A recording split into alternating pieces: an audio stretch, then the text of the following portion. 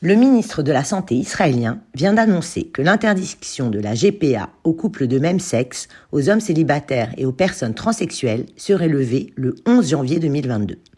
C'est un jour historique pour la lutte des personnes LGBT en Israël, a déclaré mardi dernier le ministre israélien de la Santé, Nitzan Horowitz, lors d'une conférence de presse. Rappelons que la gestation pour autrui, GPA, est le fait pour une mère porteuse de porter un enfant pour le compte d'un couple de parents d'intention à qui il sera remis après sa naissance. C'est une forme d'assistance médicale à la procréation qui consiste en l'implantation dans l'utérus de la mère porteuse d'un embryon issu d'une fécondation in vitro ou d'une insémination. La GPA était déjà autorisée en Israël, mais réservée jusqu'à présent aux couples hétérosexuels et aux femmes célibataires ayant recours à une mère porteuse pour porter leur enfant biologique. Aujourd'hui, nous mettons fin à l'injustice et à la discrimination. Tout le monde a droit à la parentalité, a ajouté le ministre.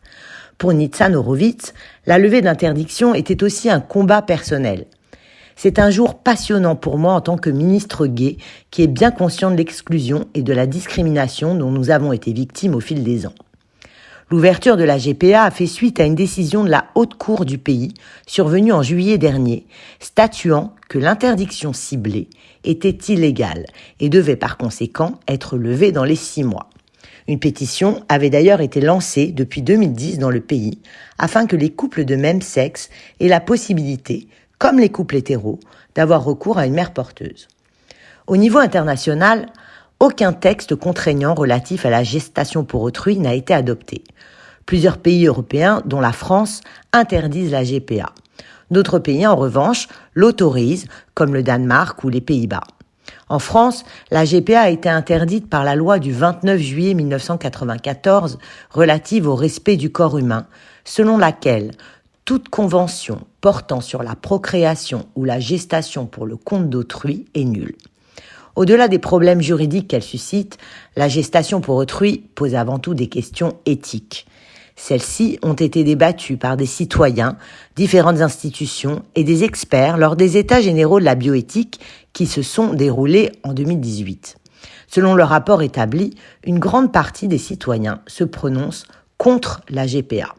Cette pratique étant considérée comme une marchandisation du corps de la femme, mais aussi de l'enfant. Certains citoyens insistent en outre sur l'intérêt supérieur de l'enfant.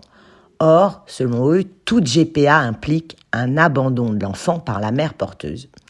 Les associations, les institutions et les courants de pensée auditionnés ont des avis plus partagés. Beaucoup réclament un débat serein sur le sujet. Pour l'instant donc, en France, le législateur a estimé que la gestation pour autrui contrevenait au principe de l'indisponibilité du corps humain. Un nouveau débat de société a néanmoins vu le jour en ce qui concerne la reconnaissance des enfants nés d'une gestation pour autrui à l'étranger, d'autres pays ayant autorisé cette pratique.